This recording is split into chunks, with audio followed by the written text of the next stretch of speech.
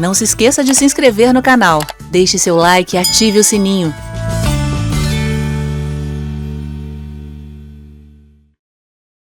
Obrigado aí pelo feedback. Viu, querida? Deus te abençoe.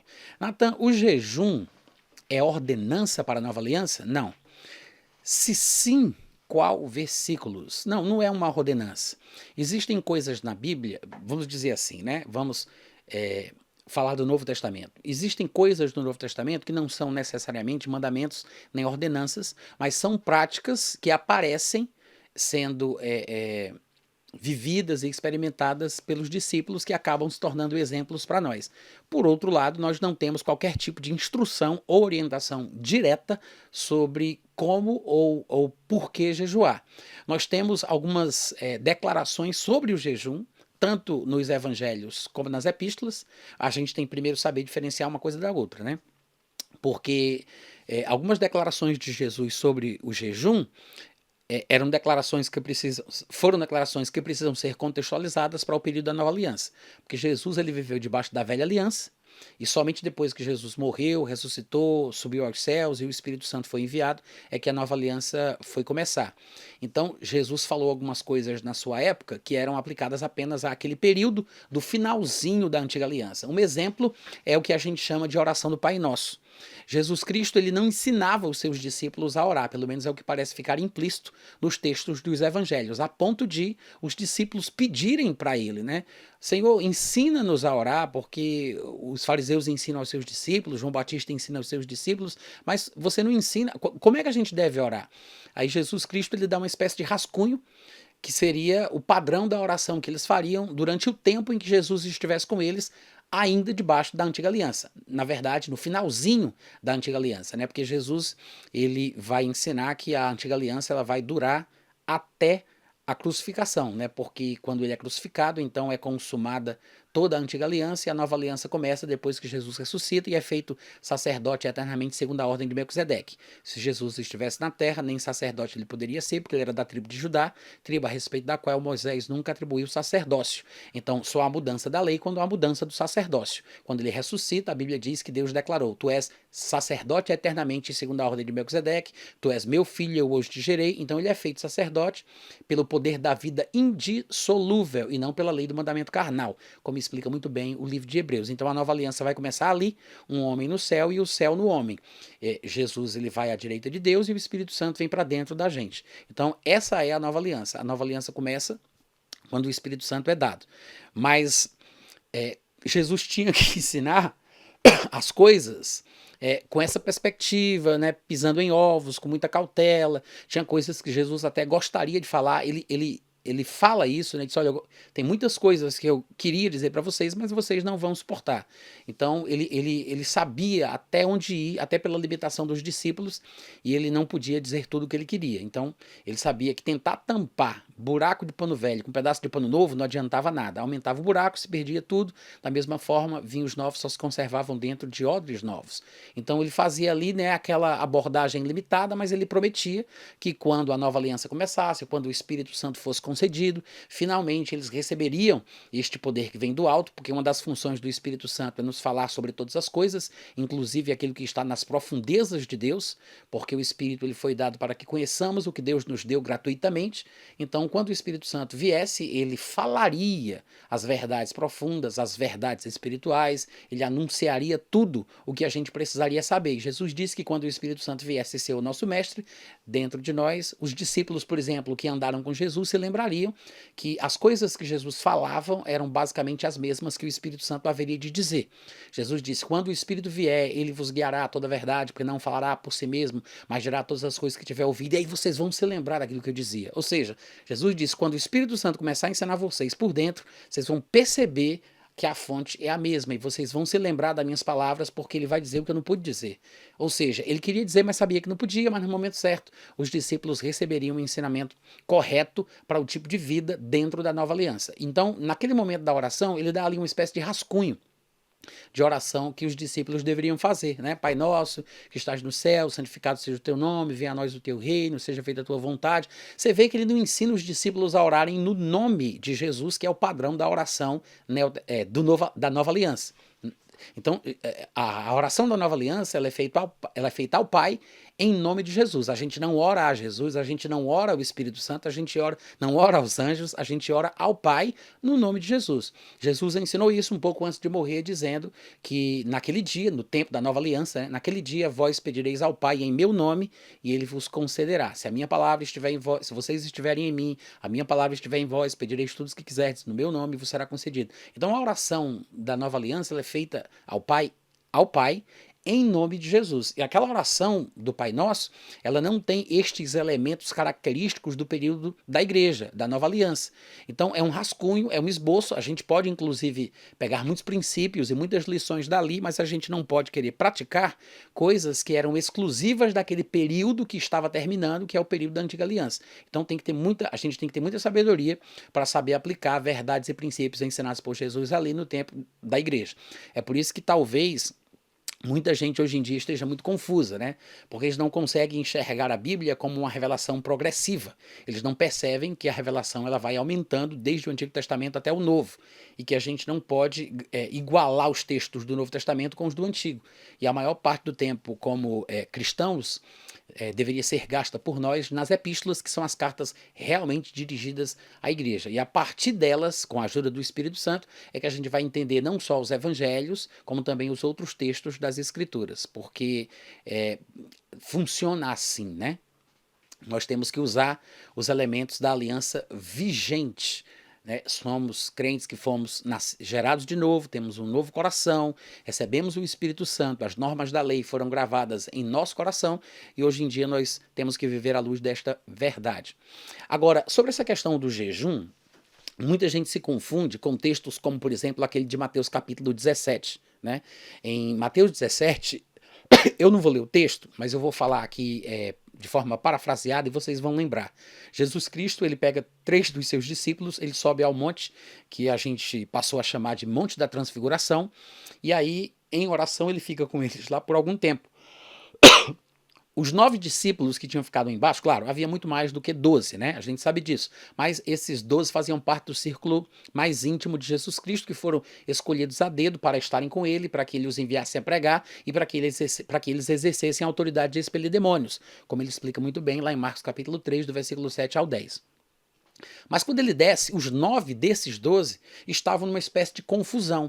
A gente vai encontrar todos os elementos desse episódio quando a gente junta os textos de Mateus 17 e Marcos capítulo 9. Eu não me lembro se em João e se em Lucas tem alguma coisa sobre o assunto também, mas eu lembro bem sobre os capítulos de Mateus e de Marcos. Quando Jesus vê de longe aquela confusão e os seus discípulos no meio sendo interrogados pelos profissionais da palavra daquela época, né, os PhDs em divindade, os diabologistas do seu tempo, aquele povo que é profissional, né, da escritura, aí Jesus Cristo se adianta perguntando: o que é que vocês estão discutindo com eles? A gente pode imaginar o que pode ter sido o teor dessa discussão, porque o pano de fundo era que um homem trouxe o seu filho, que era endemoniado desde muito novo, para que Jesus orasse por ele. Claro, porque a fama de Jesus se espalhava, então o homem acreditava que Jesus poderia ter fé para libertar o seu filho. Quando ele chega lá, Jesus não está presente. Então, obviamente que os discípulos de Jesus, como bons pupilos e aprendizes, vão fazer o que Jesus fazia. E, de fato, os discípulos sabiam que poderiam fazer o que Jesus fazia. Tanto é que depois, na conversa particular que vão ter com ele, eles perguntam por que não deu certo naquela ocasião o que sempre funcionava. E Jesus tinha separado eles para que eles estivessem com Jesus, para que os enviasse a pregar e para que exercessem a autoridade de expelir demônios. Depois vai ficar claro que essa autoridade de expelir demônios não era uma característica exclusiva dos apóstolos do Cordeiro, né, como se fossem os únicos autorizados a exorcizar os demônios de Israel. Tanto é que, numa outra ocasião, os discípulos encontram alguém expulsando o demônio no nome de Jesus e eles repreendem essa pessoa porque não tinha sido escolhido por Jesus para estar com ele, para exercer a autoridade de expelir demônios. E Jesus repreende os discípulos por terem repreendido essa pessoa. Vocês devem lembrar, né? Ele diz que ninguém há que expulse demônios do nome de Jesus e depois se posicione contra Jesus. Então ele fala que se a pessoa é por ele, não tem como ser contra ele. Então que não repreendessem as pessoas que, embora não tenham sido separadas a dedo para estarem com ele, para desempenhar aquela missão, estivessem fazendo as coisas que estavam aprendendo a partir do ensinamento de Cristo. Então, os discípulos, Eles estavam sendo treinados para isso, eles vão fazer o que sabiam que podiam fazer, mas por alguma razão, naquele momento, não deu certo. E os discípulos, claro, tentaram, é por isso que não conseguiram. Devem ter imposto as mãos, devem ter feito lá o que aprenderam a fazer, o que sempre faziam e não funcionou. Quando Jesus chega, aí Jesus vê aquela confusão, porque os religiosos, eu não me lembro se são os escribas e os fariseus ou escribas e saduceus, mas são aqueles que são os profissionais da palavra, os religiosos profissionais, né? Aquele pessoal que é separado para o sacramento da ordem, é o pessoal da nobreza religiosa, né? O creme de la creme, os PhDs em divindade, os maiores diabologistas de Israel. Aí eles estão discutindo com os discípulos, provavelmente, porque não há nada de novo debaixo do sol, provavelmente mostrando para os discípulos que eles não tinham autoridade para fazer o que eles estavam tentando fazer e que eles não sabiam quais eram os planos de Deus a respeito de pessoas que porventura nasçam cegas ou de pessoas que Deus queira matar por meio de uma doença ou de uma enfermidade ou de repente trabalhar na humildade da família, no pai, na mãe, né, ou castigar alguém através de uma doença qualquer. E eles poderiam lá estar explicando para os discípulos que às vezes Deus escreve certo por linhas tortas e que há males que vêm para bem e quem sabe aquela doença, aquela desgraça, aquela praga, aquele demônio não tinha sido enviado por Deus com um propósito superior. Vai se saber lá o que era essa discussão, né? Porque hoje em dia os maiores teólogos que existem sempre estão misturando as coisas e causando curtos-circuitos com passagens que eles não entendem e trazendo essa ideia deturpada da pessoa e do caráter de Deus. Então a gente não sabe mais ou menos, a gente não sabe exatamente o que eles estavam conversando ali, mas a gente consegue ter uma ideia assim, mais ou menos por alto, né, da realidade da vida como ela é, do que eles estavam ali debatendo com os discípulos, porque tinham orado pelo pai, pelo menino, né, que o pai trouxe ali, não tinha dado certo, aí lá vem os religiosos explicar por que não deu certo, discutir, conversar, bater boca, aquela coisa toda, e Jesus se adianta e diz, o que é que está rolando? O que é que vocês estão conversando com eles? Aí o pai do menino se apresenta, conta a história toda, não, deixa eu voltar um pouco, ele diz que ele tem um filho que sofre horrivelmente, e ele trouxe aos discípulos, ele trouxe para Jesus orar por ele, Jesus não estava lá, os discípulos foram fazer o que Jesus faria, não puderam, e aí o pai do menino diz, Senhor, se tu pode fazer alguma coisa, me ajuda. Aí Jesus diz, se tu podes crer, tudo é possível àquele que crê. Versículo 22. Muitas vezes tal, mas se tu podes alguma coisa, tem compaixão de nós e nos ajuda. Ao que respondeu Jesus, se tu podes crer, tudo é possível àquele que crê. Então o pai do menino respondeu, eu creio, mas me ajuda na minha incredulidade. Ou seja, o homem aqui provavelmente acreditava no coração que era possível que o filho dele fosse liberto. Se ele não acreditasse, ele não teria tido ações correspondentes de trazer o menino até onde Jesus se encontrava. Então você observa que a fé verdadeira, que é um ato, não é um discurso correto, não é o palavreado adequado, mas a fé verdadeira que funciona é o ato, né? Porque a fé sem obras é morta. Obras ali não são boas ações aos pobres, tá, gente? São ações correspondentes ao que se diz crer. Então, o homem tinha fé. Isso a gente sabe pelo próprio contexto. Mas ele tinha dúvidas, porque é possível a pessoa crer no coração e ter dúvidas na sua cabeça. Às vezes, a nossa cabeça ela é capaz de fazer tanto barulho como as nossas mãos e os nossos pés. E o fato de a gente ter dúvida na cabeça, querendo raciocinar e descobrir, tentando ler a mente de Deus para saber como é que ele vai fazer o milagre, às vezes isso acaba atrapalhando a gente. Porque não importa se eu tenho dúvidas, se o meu raciocínio não me traz a explicação de como é que o milagre vai se manifestar. Então, não importa se eu tenho dúvida na cabeça. O importante, segundo o ensinamento bíblico sobre fé, é você crer no coração e não duvidar no lugar onde ele não quer que você tenha dúvidas, né? Então, se ele diz, Jesus explicando sobre fé, ele disse, se alguém disser a este monte, ergue-te e lança-te no mar e não duvidar no seu coração, mas crê que se fará aquilo que diz, tudo o que ele disser lhe será feito. Ou seja, se a pessoa crer no coração e não duvidar no lugar onde ele não quer que haja dúvidas. Então, a pessoa não pode duvidar no coração. A Bíblia não fala sobre duvidar com a cabeça, não fala sobre duvidar por causa dos sentimentos. A Bíblia diz que é para crer e não duvidar no coração, a despeito das dúvidas que possamos ter em nossos raciocínios, em nosso intelecto, né, a respeito do processo e por aí vai. Mas o homem demonstrava que tinha fé, mas estava sendo perturbado por dúvidas.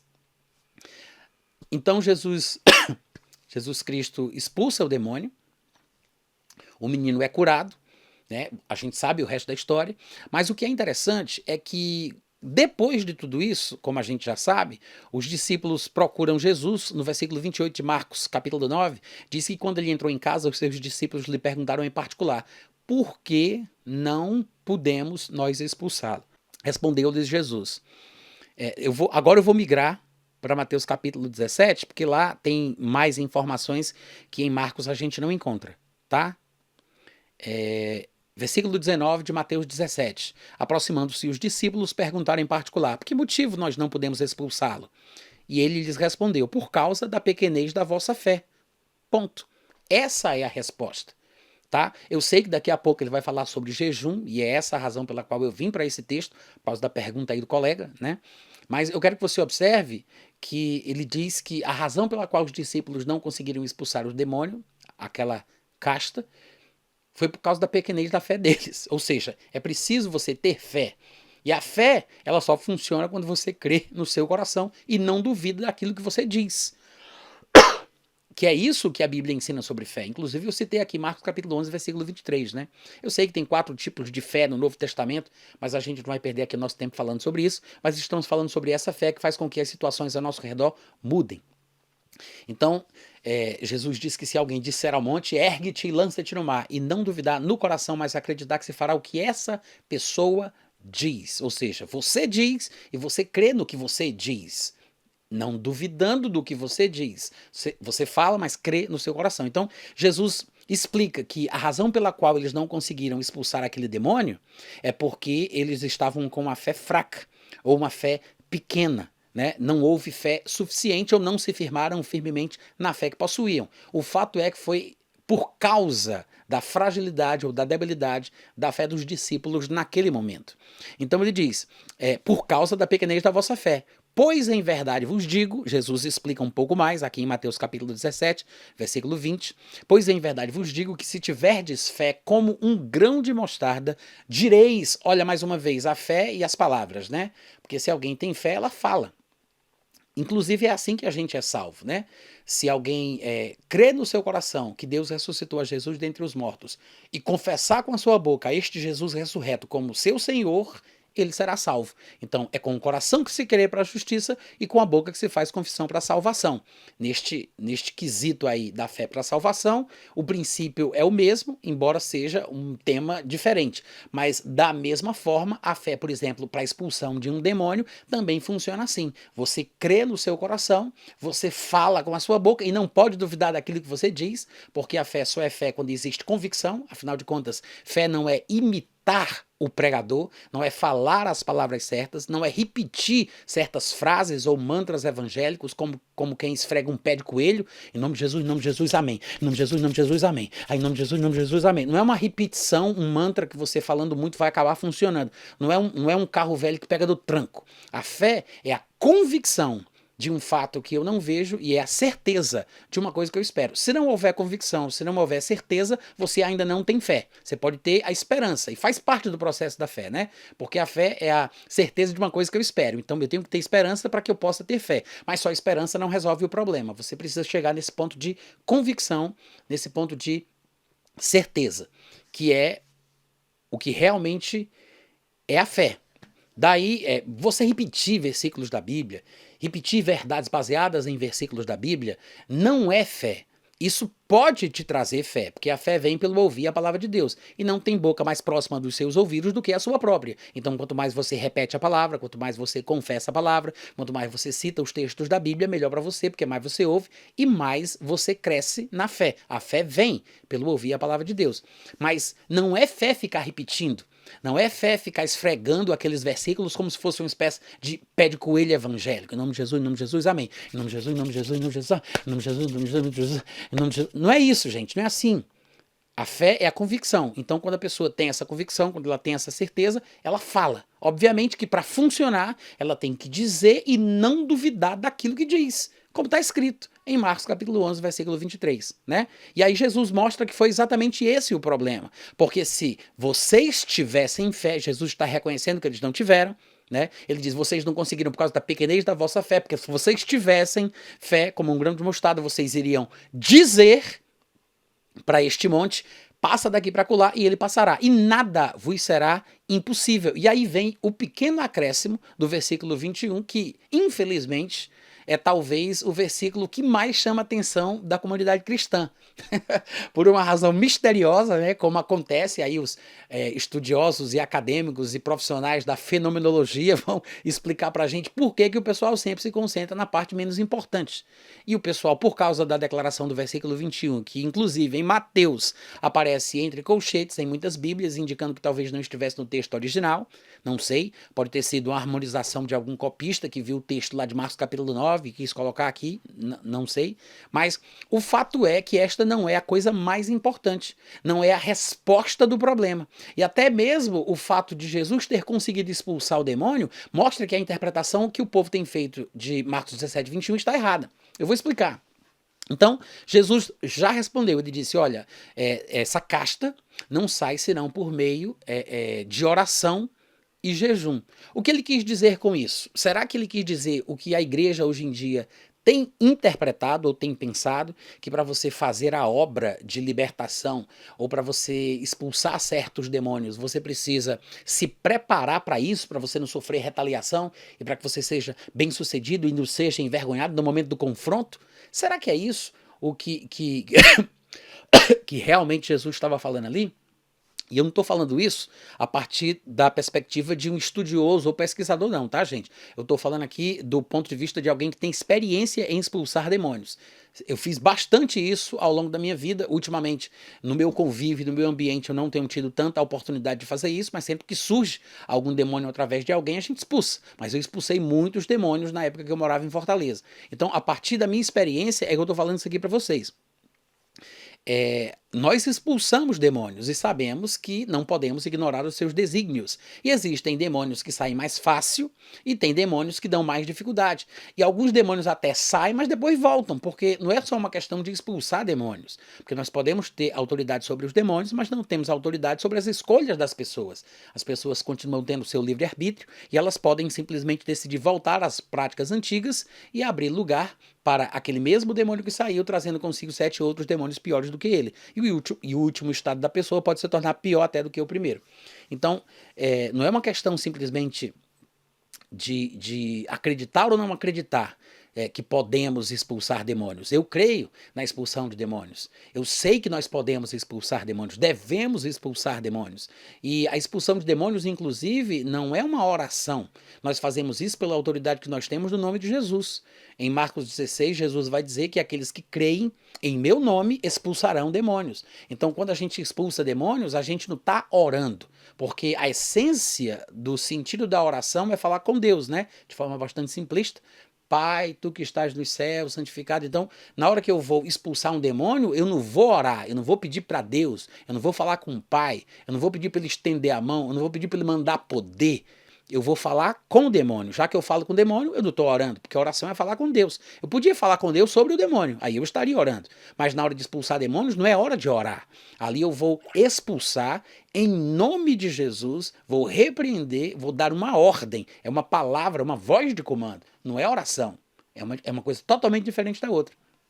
Aí, se eu falo em fé, obviamente que ele sai. Só que a fé, ela depende da situação espiritual daquele que a usa, né? A fé é um produto espiritual do coração humano. É com o coração que se crê. E eu posso ter uma fé forte ou uma fé fraca. E eu posso, inclusive, estar agindo em fé e, no meio do caminho, perder a bênção porque eu posso reparar nas circunstâncias contrárias àquilo que eu creio. Como, por exemplo, aconteceu com Pedro, que estava experimentando um milagre andando por sobre as águas, mas quando reparou na força do vento, teve medo e começou a afundar. É um milagre ao contrário, né? Porque afundar devagarinho sobre as águas, como quem anda sobre a areia movediça, é uma coisa que não acontece todo dia. Então, ele estava perdendo a fé devagarinho. E isso é uma coisa que acontece em nosso dia a dia, inclusive na nossa experiência de expulsão de demônios. Eu posso perder ali a minha autoridade, a minha convicção e perder o resultado por causa da minha incerteza, insegurança, do meu medo, da minha dúvida e o demônio acabar prevalecendo sobre mim. No sentido de não sair, no sentido de não me obedecer. Porque eu preciso ter a minha posição de autoridade e ter convicção, ter certeza a respeito daquilo que eu posso fazer no nome de Jesus. Aí Jesus diz que o problema deles era esse, mas ele dá esse pequeno detalhe, né, explicando que aquela casta não saía senão por meio de oração e jejum. O que Jesus quer dizer com isso? Ele está falando sobre a situação específica daquele demônio particular. É um demônio pet daquela família. Você vai observar que quando o pai do menino coloca o menino na frente de Jesus, o demônio fala.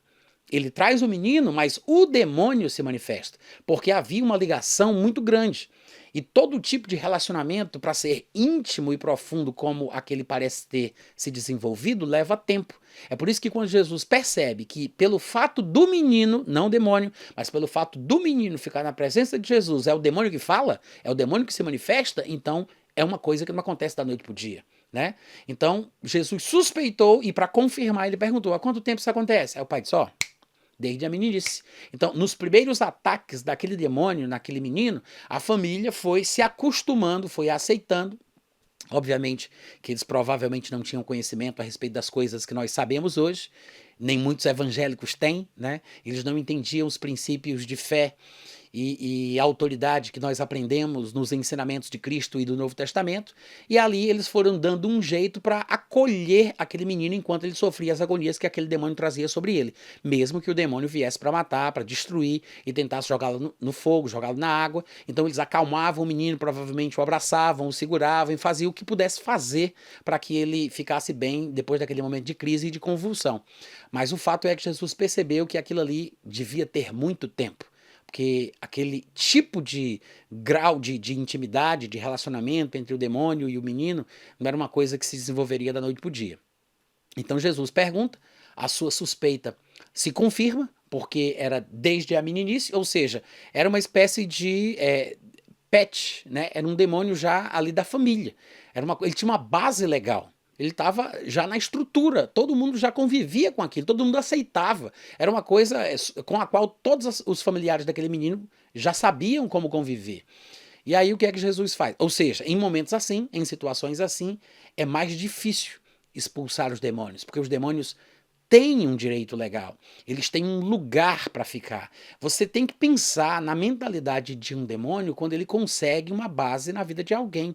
Quando um demônio sai de alguém, ele diz, voltarei para minha casa. É essa a mentalidade que ele tem, é essa a base que ele tem. Só que essa casa que ele diz que é dele é concedida, porque demônio nenhum tem autoridade para se apossar da vida de seu ninguém, seja no espírito, na alma ou no corpo, se essa pessoa não der lugar ao demônio. Então, quando a Bíblia diz não deis lugar ao diabo, é porque somente o homem é quem tem autoridade para tal. Não é ele que, não é Satanás que decide se ele vai ou não vai entrar na vida de alguém, se ele vai ou não vai ter autoridade na vida de alguém, se ele pode ou não pode prender uma pessoa por 12 ou 18 anos no seu corpo, na sua alma, no seu espírito.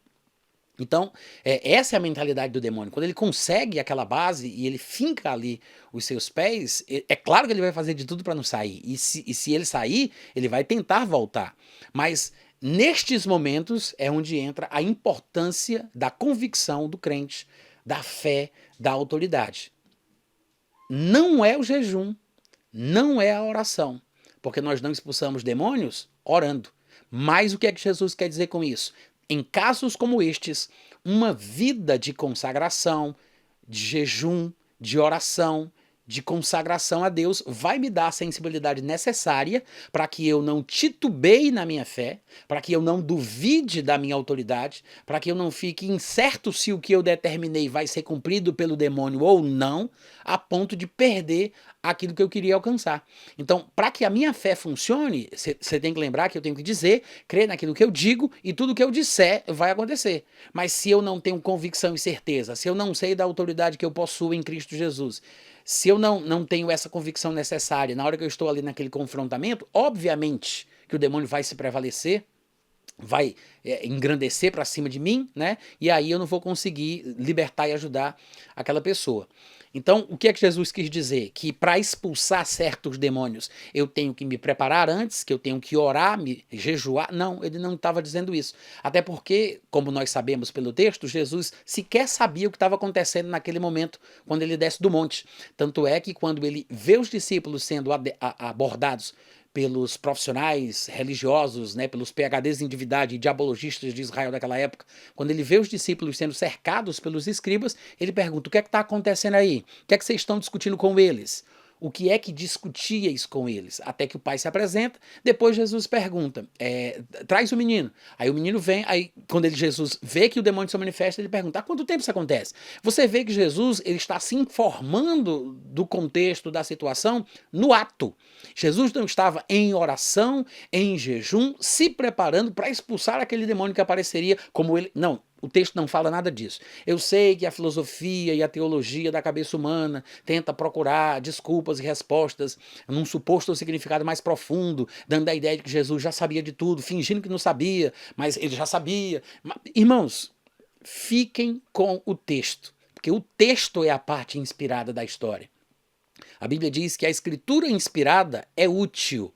Agora, inútil é a gente querer buscar chifre em cabeça de cavalo, querer buscar revelação que não foi dada, é querer buscar um suposto significado mais profundo. Fica do texto, porque o texto é a parte inspirada e por isso é que é útil para nos ensinar, nos educar, se for preciso, corrigir, repreender, né, para que a gente possa ter uma mentalidade saudável em relação à doutrina de expulsão de demônios, por exemplo, né? Mas com isso, Jesus não estava dizendo que a igreja tem que jejuar para expulsar demônios.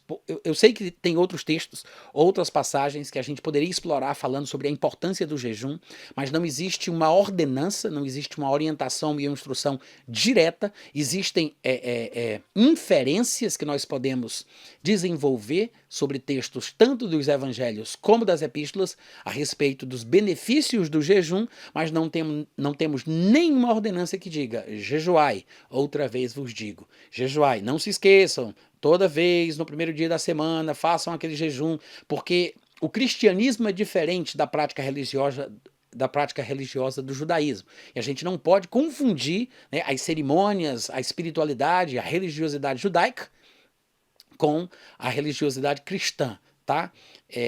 O benefício do jejum se encontra no fato de que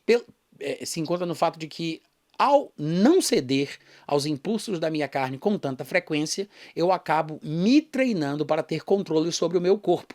Então eu estou fazendo aquilo que é o princípio áureo da vida cristã bem-sucedida. É você dar lugar ao espírito e não à carne. É você, pelo Espírito, mortificar os feitos do corpo. Eu reduzo o meu corpo à escravidão. Eu crucifico a minha carne com as suas paixões e concupiscências. Então, quando você tem uma vida de autocontrole, né, ou como o irmão Reagan gostava de falar, quando você tem uma vida jejuada, que é essa vida contínua de autocontrole, e você não cede tão facilmente às coisas que a sua carne mais gosta, você acaba se treinando na vida espiritual. O jejum não muda a Deus, o jejum não é uma moeda de troca, o jejum não comove o coração de Deus. Ah, meu filho está fazendo um sacrifício tão bonitinho, que coisa linda. Eu me lembro de Moisés naqueles 40 dias. Eu acho que eu vou dar um pirulito espiritual para ele merece. Não, o jejum não é uma moeda de troca, não é uma forma de barganhar com Deus, o jejum não muda Deus, Deus continua o mesmo antes, durante e depois do jejum.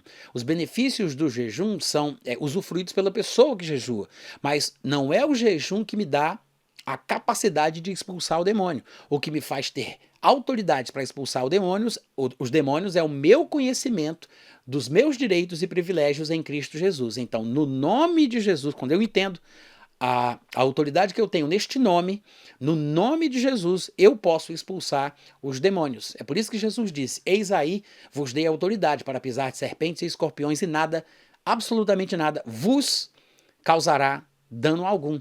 Então, no nome de Jesus, eu expulso os demônios. Mas claro que dependendo do tipo de vida que eu tenho, eu posso fraquejar na hora de exercer a minha fé contra uma força espiritual do mal. É por isso que uma vida de oração, uma vida de jejum, de autocontrole se torna importante em momentos como estes, que a gente não sabe quando acontecerão, tá? Então eu sei que o assunto ele é complexo, ele é vasto, é muito abrangente, nós precisaríamos falar sobre muitos textos e muita coisa, mas o objetivo da live nem era esse, mas eu aproveitei aí a deixa da pergunta, e como tem muita gente que tem dúvidas sobre essa questão, eu dei essa palhinha aqui de alguns minutos, falando sobre essa passagem de Mateus capítulo 17, Marcos capítulo 9, tá? Mas é bom lembrar que o jejum é uma bênção, tem o seu lugar na vida do crente, na vida da igreja, mas não pode ser tratado de uma forma que o Novo Testamento não tratou. A igreja, ela não recebe instruções e ordenanças para que se jejue uma vez por semana, uma vez por mês, embora nós possamos fazer isso, mas a gente tem que fazer isso de uma forma bastante equilibrada e nunca por meio de imposições, por abusos, por meio de induções ou qualquer tipo de coisa que não seja saudável à luz da palavra de Deus, tá? É um assunto que às vezes o pessoal não entende, como tudo na Bíblia, para falar a verdade, né? Você quer enfatizar uma coisa, um lado da verdade, o pessoal porque você não toca no outro ponto, aí o pessoal entende errado e pensa que você está indo contra um determinado princípio. Aí você quer enfatizar o outro lado da verdade, aí o pessoal pensa que você está desprezando o outro lado, é porque não dá para pregar a Bíblia toda numa noite só, né, gente? Então a gente tem que procurar tocar nos pontos mais importantes naquele tempo oportuno. E, infelizmente, o que eu vejo de mais problema na igreja são as ideias equivocadas de que o jejum é uma espécie de mandinga espiritual, né? Mandinga cristã, é como se fosse uma espécie de trabalho espiritual, é como se fosse uma moeda de troca, é um meio, é um subterfúgio por meio do qual eu faço um sacrifício para Deus, e aí eu entrego aquela oferenda a Deus para que Ele me dê a bênção pela qual eu estou me sacrificando e passando aquele perrengue, aquele sofrimento durante aquela semana. Não tem absolutamente nada a ver com isso. Uma coisa é a cultura evangélica e a forma que ela trata o jejum, e outra coisa é o que o Novo Testamento, e por que não dizer até a Bíblia como um todo, ensina sobre o assunto, tá? Lembre-se, a Bíblia é uma revelação progressiva, é do Novo Testamento, na Nova Aliança, principalmente nas epístolas, que a gente vai entender quais são as regras vigentes para a aliança na qual nós estamos hoje em dia.